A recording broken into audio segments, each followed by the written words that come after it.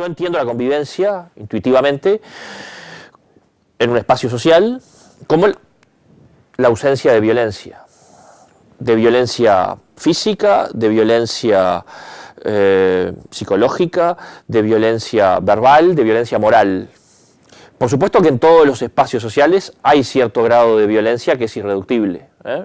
No existen espacios sociales completamente desprovistos de violencia. Algunas violencias son constitutivas de la propia conformación de los distintos espacios sociales.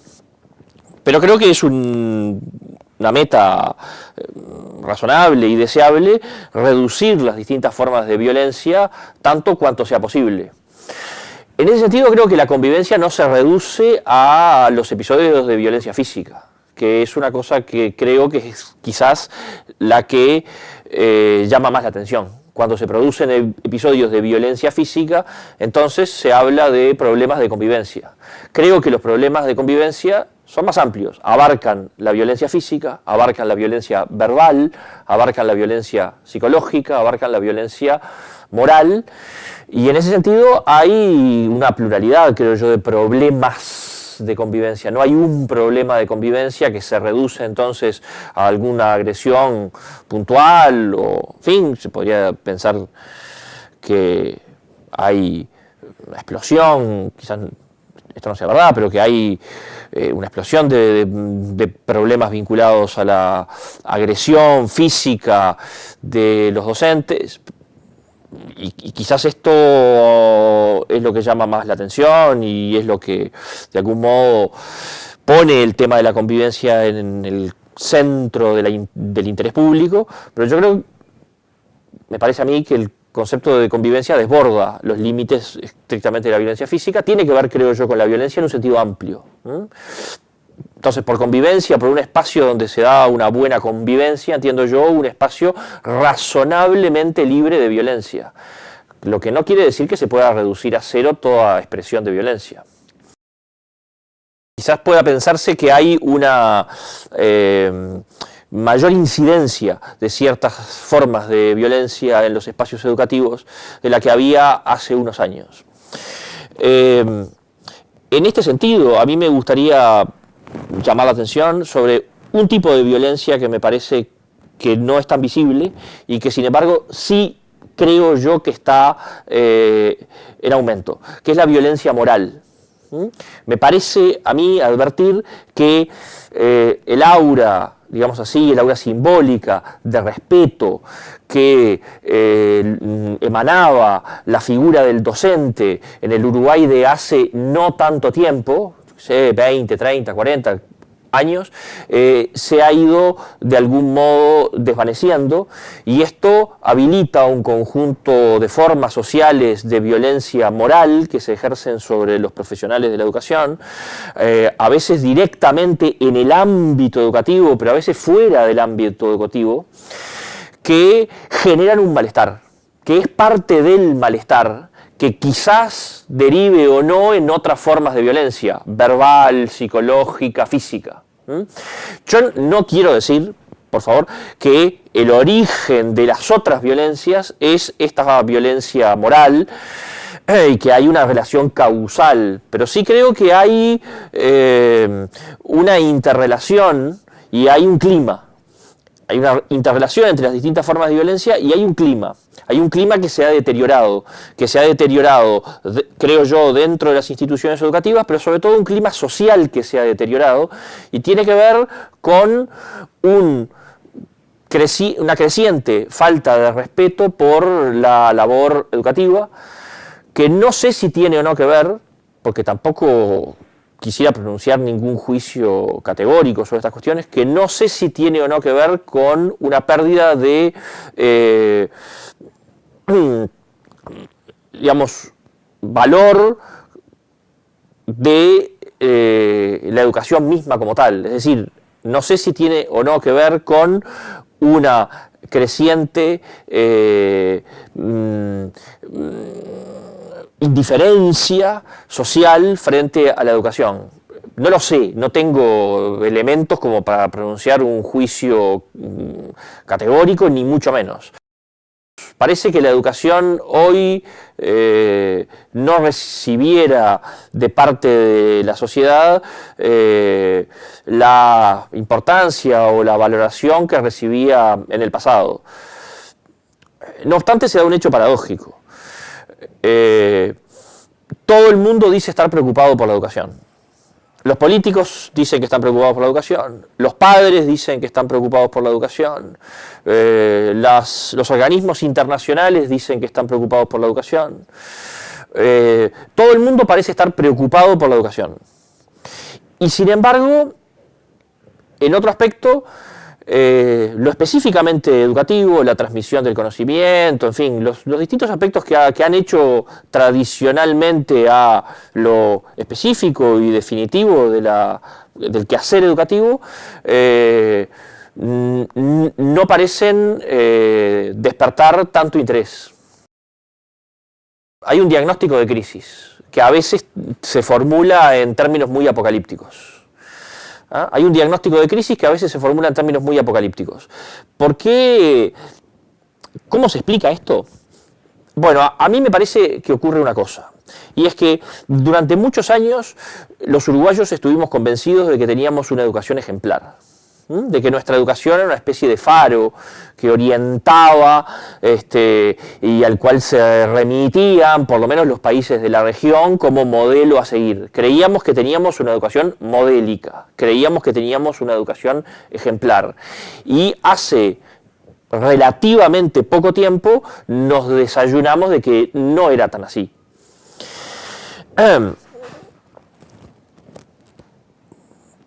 Con todo, la perspectiva que idealiza el pasado sigue todavía muy vigente. Entonces, mucha gente se pregunta, ¿en qué momento se echó a perder la educación? ¿No? ¿En qué momento se jodió la educación? ¿En qué momento se jodió el Perú? Bueno, ¿en qué momento se jodió la educación uruguaya? ¿Cuándo se echó a perder? ¿Y quiénes son los responsables? Entonces hay una cosa casi policial, detectivesca, ¿no? Hay un misterio. Nuestra educación era un ejemplo para América Latina y quizás para el mundo, y un buen día se jodió. Y entonces, ¿quiénes son los responsables? ¿Quién es el asesino? Entonces hay una preocupación, quizás en algún punto hasta sobreactuada, que, repito, toma las formas superficiales casi de lo que podría pensarse o de lo que podría plantearse como una investigación policial. Encontremos a los responsables. Y muchas veces en este esquema cuasi policial de encontrar a los responsables, bueno, unos que están ahí como candidatos, ¿no? Está el mayordomo, está la mucama, están los docentes. Esos son buenos candidatos, ¿no? Estos deben ser, y si no son estos, por lo menos una parte importante de responsabilidad deben tener. Es decir, que si no son los asesinos, colaboraron, son cómplices, ¿no? Entonces, en ese esquema, digo, de esa exaltación y de esa angustia o de esa necesidad un poco también sobreactuada de encontrar responsables, buena parte del discurso de los políticos, de los periodistas, llamémosle de los formadores de opinión, se orientan hacia el docente, sus faltas, sus defectos, sus vicios, si los docentes trabajan mucho o trabajan poco, si faltan mucho o faltan poco, esto o aquello. Que, a ver, esto quiero que quede claro. Es perfectamente legítimo que se someta la labor de los docentes a un escrutinio crítico. Eso es perfectamente legítimo, no hay ningún problema. El docente no hay ningún motivo porque debiera estar eximido del juicio crítico de la sociedad, como nadie debería estar eximido. El problema, creo yo, es más bien el ambiente.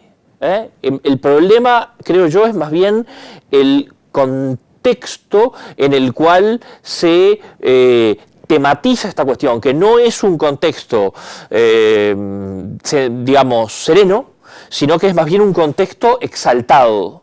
No es un contexto de, digamos, meditación razonable y ejercicio razonable de la crítica, sino que es un contexto de búsqueda de responsables, ¿no? ¿A quién fue acá?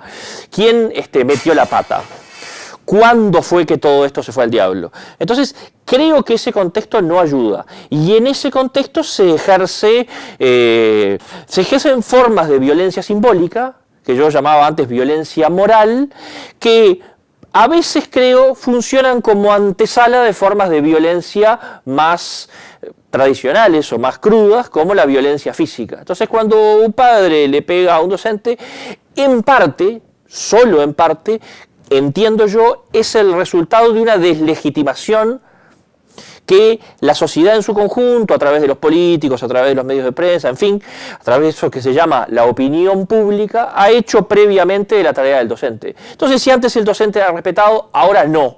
Ahora es un tipo está de vivo, ahora es alguien que roba la plata, es alguien que finge estar enfermo para no ir a trabajar, deja a los guachos tirados, en fin. Una porquería, es un mal tipo. Entonces, eso ambienta no estoy diciendo que provoque causalmente, pero genera un ambiente.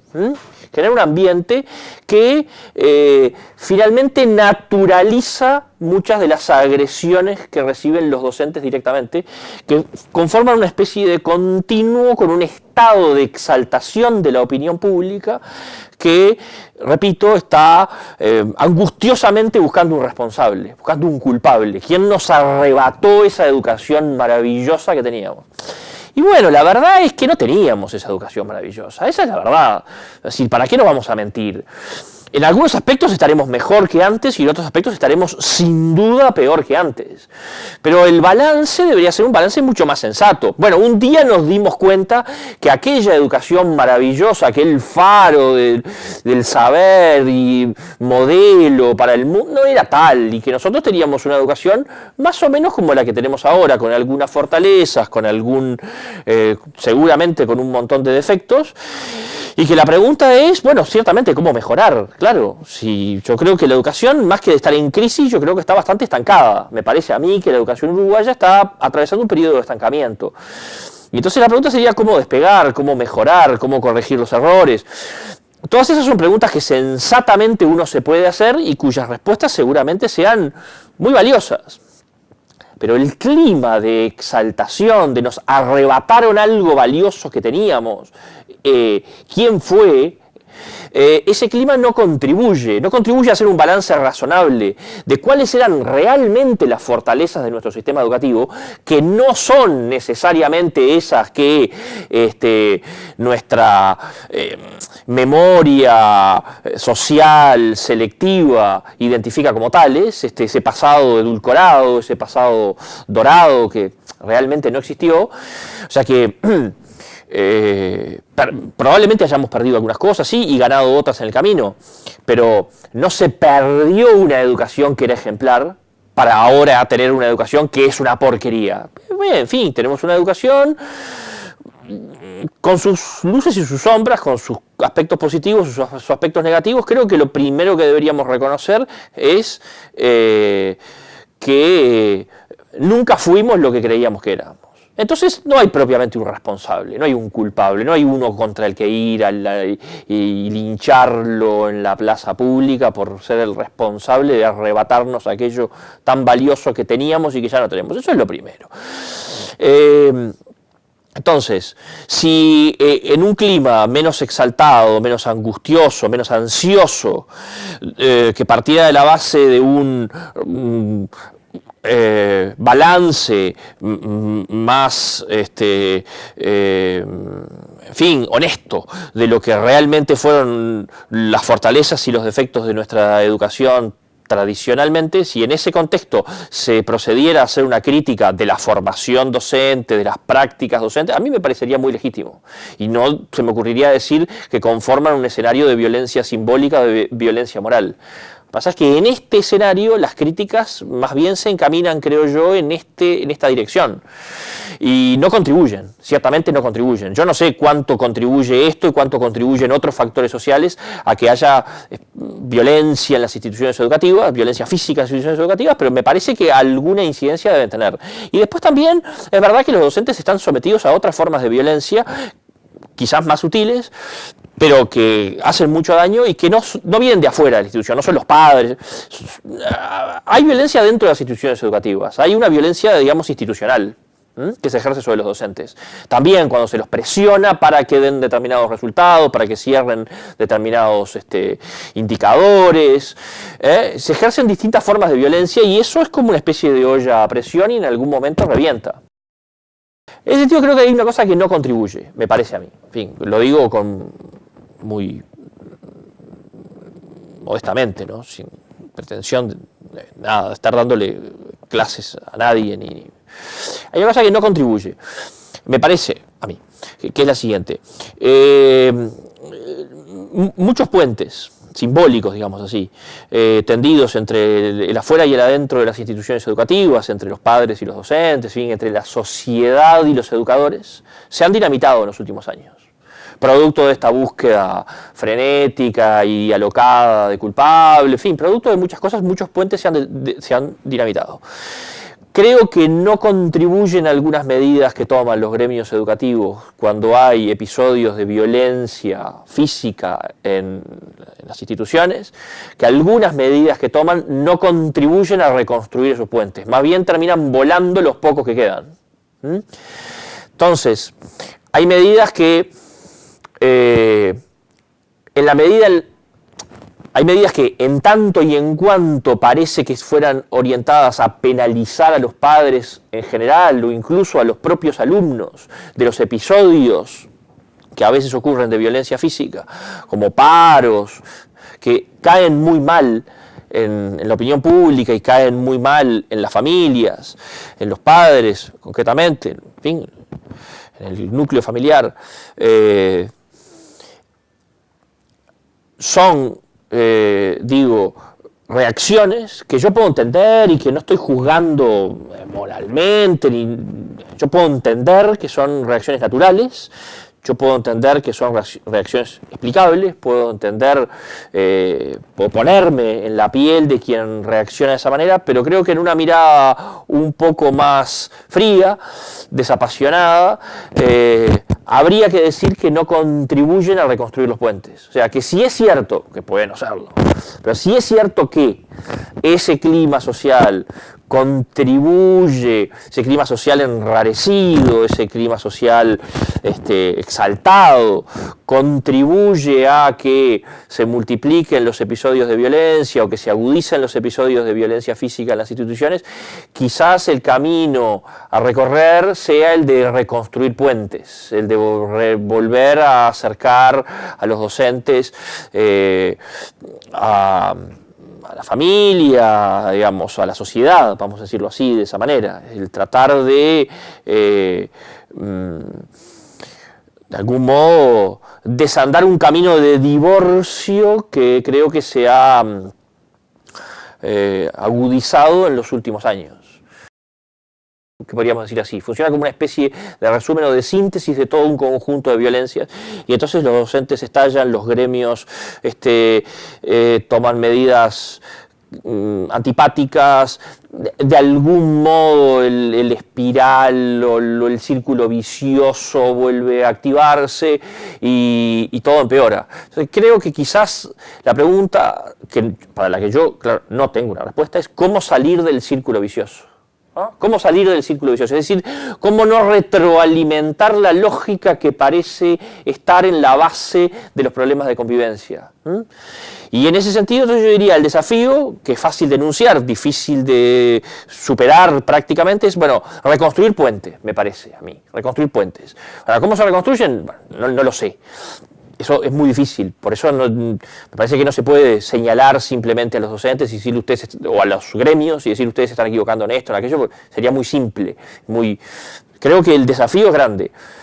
Me parece que pasa por reconstruir puentes, por tratar de desactivar esa lógica de círculo vicioso, volver a acercar a los docentes a las familias, a la comunidad, al barrio, que ciertas lógicas que han tendido a agudizarse en los últimos, yo qué sé cuánto, 10, 15, 20, no sé cuántos años, empiecen a desactivarse y a ceder su lugar a formas, más amables, más dialógicas, de intercambio, de comunicación, de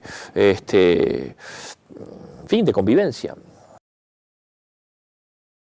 El ideal de que cada uno se involucre en los asuntos en las decisiones que afectan a su vida, a su existencia social, y participe activamente de la toma de esas decisiones, que ese ideal de autogobierno, podemos decir así, que es un ideal ilustrado, que toma distintas formas en la filosofía política, pero que en mayor o menor medida toda la modernidad acepta como algo deseable, que las personas, los individuos, se involucren directamente o tengan algún control más o menos directo sobre las decisiones que los afectan. Pues hay modelos que hacen descansar esto sobre todo en la representación, otros modelos que apelan a formas de democracia directa, en fin, pero el ideal de autogobierno está allí incluso en las formas más indirectas de control de la ciudadanía sobre las decisiones colectivas. El ideal de autogobierno es un ideal moderno, que los individuos no solamente sean soberanos sobre sus decisiones individuales, sino que tengan un grado de participación sobre los asuntos que finalmente les atañen porque afectan a su existencia. Yo creo que las formas más directas de participación probablemente estén en declive porque, y no voy a ser ni muy original ni muy profundo,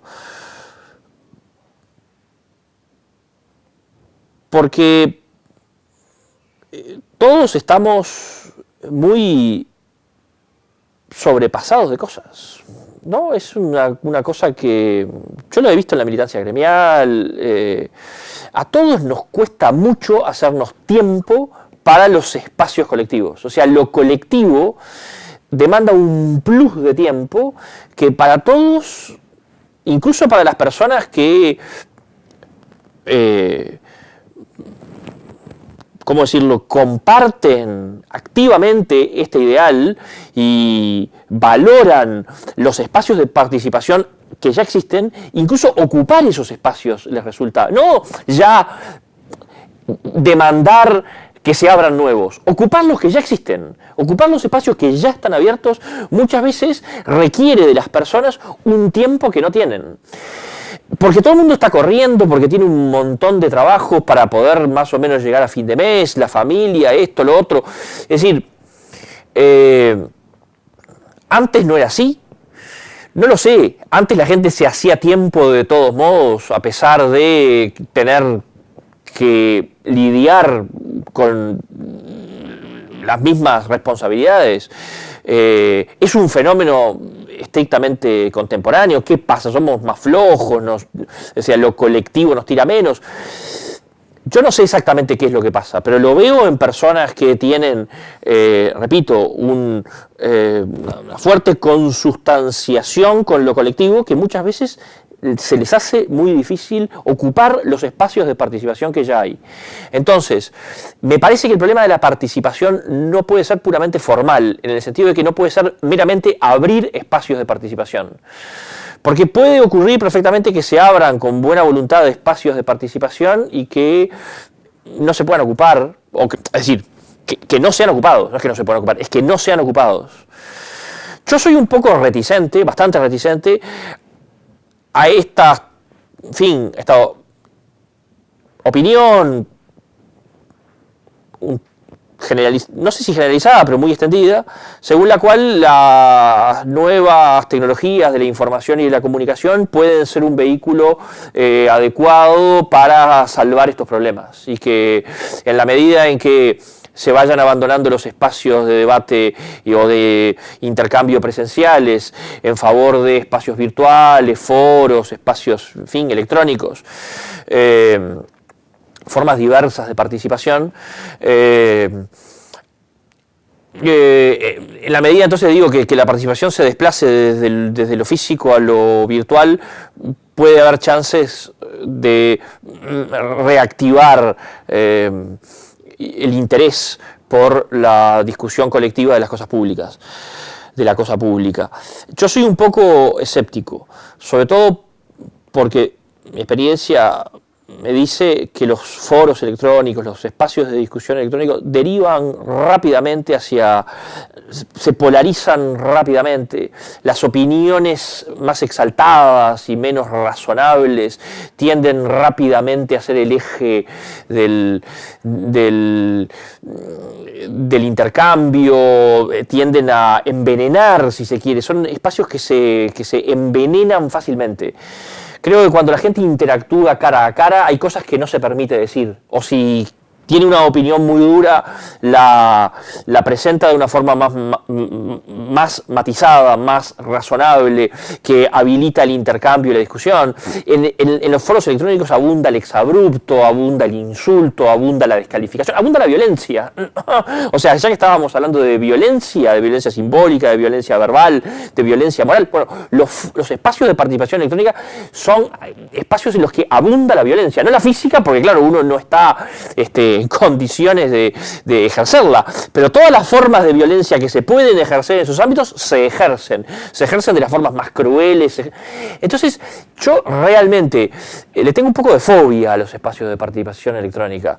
Yo creo que los viejos espacios de participación tradicional, pero ahí es donde aparece el problema de que es muy difícil juntarse unos amigos, viejos amigos que se conocen de hace 1000 años a discutir de política. Mucho más difícil es convocar una asamblea o convocar un espacio tradicional cuando hay un montón de demandas familiares, problemas laborales, problemas de otro tipo que están tironeando a la persona que muchas veces, aunque tenga la mejor disposición para participar, termina no haciéndolo. No sé cuál es la solución, es otro problema para el cual no hay una solución. Yo, en todo caso, lo que diría con respecto a la participación es lo siguiente. Mi opinión, que puede estar equivocada, no apostaría mucho a los foros electrónicos y a la participación por esos medios. En general son espacios donde aflora lo peor de las personas y donde la violencia campea y donde el sinsentido y las falsas oposiciones, en fin, todos los argumentos ad hominem y todas las cosas, todos los vicios de la argumentación campean a sus anchas. Entonces tampoco creo que haya que renunciar a ellos. Digo, quizás razonablemente moderados, con un código de etiqueta donde a las personas que ejercen violencia verbal o psicológica se les indica que ese no es el camino y luego finalmente si no entienden se los aparta de la conversación. En fin, quizás haya una forma de encauzar la participación por esas vías. Yo creo que es posible, pero no me parece que sustituya la conversación cara a cara, el intercambio cara a cara. Yo creo que quizá la solución sea dosificar los espacios de participación, pero hacerlos ricos, hacerlos interesantes. Así que cuando uno participa en un espacio sienta que vale la pena, que no ha ido ahí a perder el tiempo. Es decir, que no estuvo 3 horas discutiendo sobre la inmortalidad del cangrejo, sino que discutió sobre una cosa que quizás se haya podido procesar previamente mediante documentos, mediante intercambios electrónicos y que luego se lleva a un espacio presencial y allí el tiempo rinde. Yo creo que si uno siente que uno participa de un espacio y el tiempo rinde y realmente valió la pena, entonces uno quiere volver. Si uno desatendió otros deberes o responsabilidades familiares para ir a un espacio, durante 4 horas se discutió sobre la inmortalidad del cangrejo, uno ya después no quiere volver a escuchar hablar ni de participación, ni de espacio de participación, ni nada por el estilo. Entonces creo que la participación es un desafío muy grande.